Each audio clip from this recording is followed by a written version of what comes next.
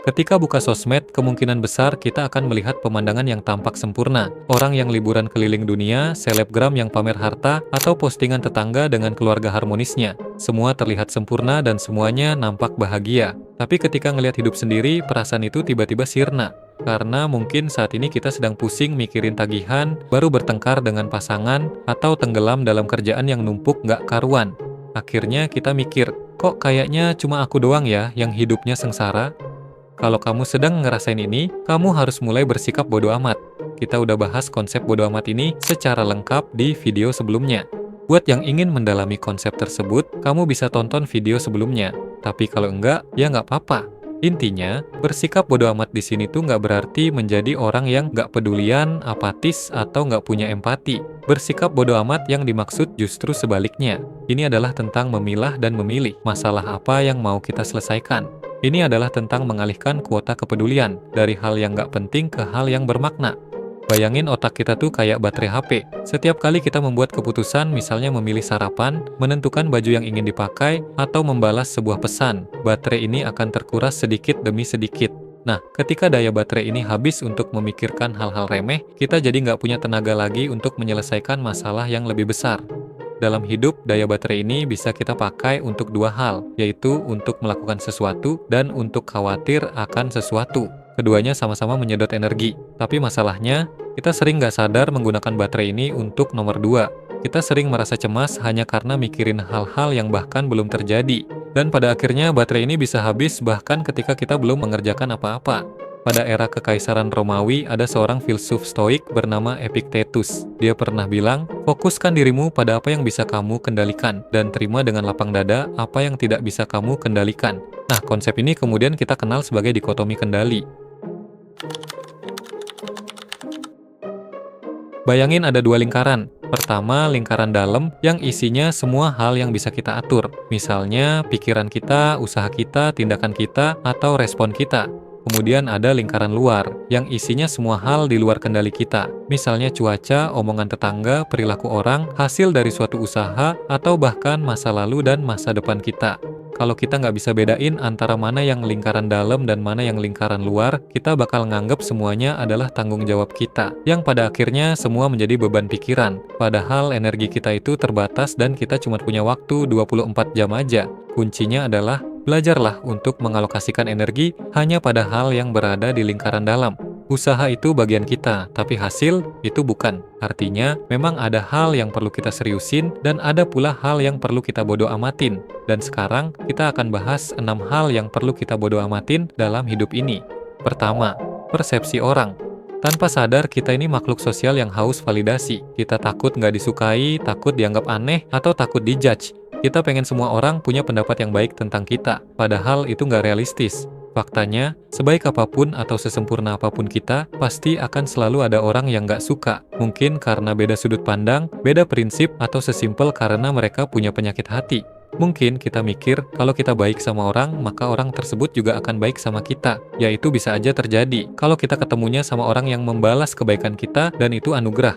Tapi, kita tetap nggak akan pernah bisa mengontrol tindakan semua orang. Kita nggak bisa bikin semua orang menjadi loyal, jujur, atau baik sama kita. Mereka bisa aja pura-pura baik, tapi niatnya cuma ingin memanfaatkan. Jadi, apa yang harus kita lakuin? Teruslah berbuat baik, tapi niatnya bukan supaya orang lain membalas kebaikan kita, melainkan karena berbuat baik itu memang cerminan karakter kita. Kedua, penampilan fisik. Baik itu tinggi badan, tipe tubuh, warna kulit, maupun bentuk wajah, ini adalah bawaan lahir. Kita nggak bisa ngendalin ini semua. Kalau kita terus-terusan stres karena hal ini, yang ada kita malah menyiksa diri. Kita seharusnya fokus bukan pada apa yang nggak bisa diubah, melainkan pada apa yang bisa kita maksimalkan. Dalam hidup, kita bisa pilih gaya fashion yang paling sesuai dengan bentuk badan, merawat tubuh dengan olahraga, atau kita juga bisa menggunakan skincare untuk menjaga kesehatan kulit. Namun terkadang, bahkan ketika udah berusaha semaksimal apapun, hasilnya bisa tetap nggak sesuai harapan. Udah rajin pakai skincare, ternyata jerawat tetap muncul. Nah, di titik inilah kita perlu berlatih bersikap bodo amat. Ketika kita udah melakukan yang terbaik, maka kita harus ikhlas dengan hasilnya. Karena stres yang berlebih justru bisa memperburuk kondisi kulit dan memicu penyakit lain. Ketiga, hubungan percintaan. Hubungan percintaan itu dibangun oleh dua kepala, bahkan bisa melibatkan dua keluarga. Kita nggak pernah tahu apa yang akan terjadi selanjutnya karena kita nggak bisa mengontrol perasaan, pikiran, ataupun keputusan pasangan. Berencana dan berusaha yang terbaik untuk masa depan itu wajar. Tapi kita juga harus sadar bahwa konflik dan perbedaan itu pasti akan selalu ada. Kalau kita menaruh seluruh kebahagiaan hidup di tangan orang lain, itu sama aja kayak kita menyerahkan kontrol diri kita sendiri. Karena ketika orang itu pergi atau nggak sesuai ekspektasi, kita bisa sangat hancur. Dan inilah alasan kenapa banyak orang yang stres, depresi, bahkan bunuh diri hanya karena masalah cinta. Maka yang bisa kita lakukan adalah memberi cinta yang tulus tanpa mengharapkan balasan yang setimpal. Mencintai itu tindakan aktif yang berada di lingkaran kendali kita. Mau itu dibalas atau tidak, itu di luar kendali kita. Dengan berpikiran seperti itu, kalaupun nanti terjadi sesuatu yang nggak diinginkan, maka kita akan lebih ikhlas untuk melepaskan. Keempat, masa lalu. Ini udah jelas ya, apapun yang telah terjadi, itu nggak akan bisa diubah lagi. Baik itu penyesalan, kesalahan, maupun kenangan, semua itu ada di masa lalu. Ibaratnya, kalau kita terus-terusan nengok ke belakang, kita pasti akan nabrak. Mari kita coba berimajinasi.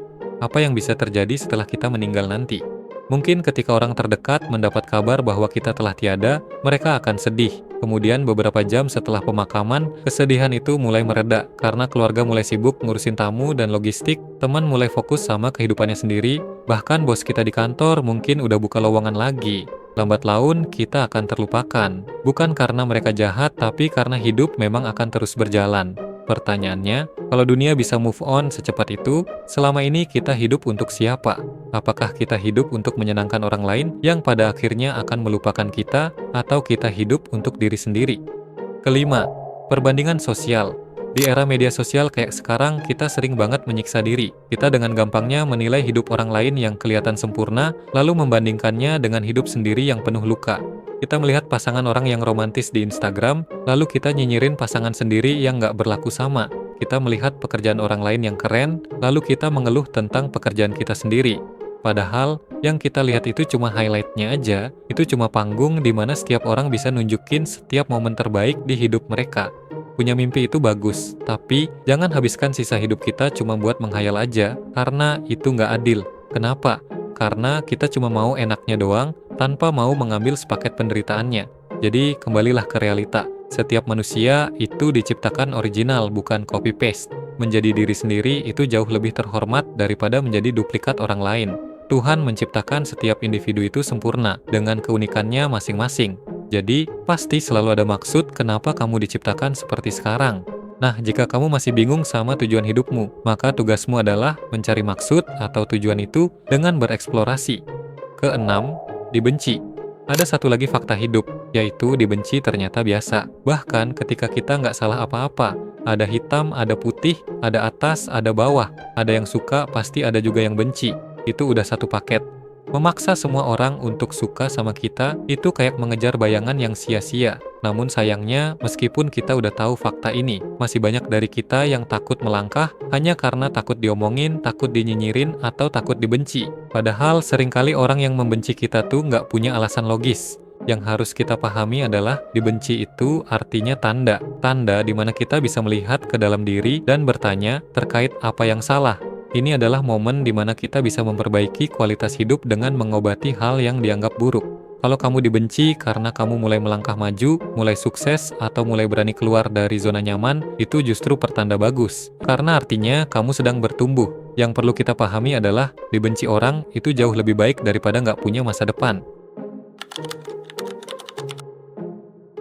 Pada akhirnya, kita semua hanya manusia yang punya energi terbatas. Jika kita terus-menerus menghabiskan energi mental hanya untuk mencemaskan persepsi orang, menyesali masa lalu, atau membandingkan hidup dengan panggung sandiwara, maka kita nggak akan punya tenaga tersisa untuk membangun hidup yang benar-benar bermakna. Bersikap bodoh amat itu ibaratnya kayak sebuah deklarasi merdeka. Merdeka dari ekspektasi orang lain, merdeka dari belenggu masa lalu, dan merdeka dari ilusi kesempurnaan. Ini adalah tentang memberikan seluruh perhatian kita pada apa yang benar-benar penting. Dunia akan terus berputar bahkan setelah kita tiada. Pertanyaannya, apakah kita mau menghabiskan sisa hidup dengan menjadi pemeran pembantu dalam drama orang atau menjadi sutradara di film kita sendiri? Pilihannya ada di tangan kita. Jika kamu ingin menjadi sutradara dalam hidupmu sendiri, maka mulailah dari memilah mana yang layak dipedulikan dan mana yang bisa diabaikan. Dengan begitu, hidupmu akan terasa jauh lebih ringan. Aku paham, memaksa diri untuk berubah itu susah, tapi aku harap nasihat di video ini nggak cuma jadi hiburan, tapi benar-benar kita praktikkan. Sekian video kali ini dan semoga bermanfaat.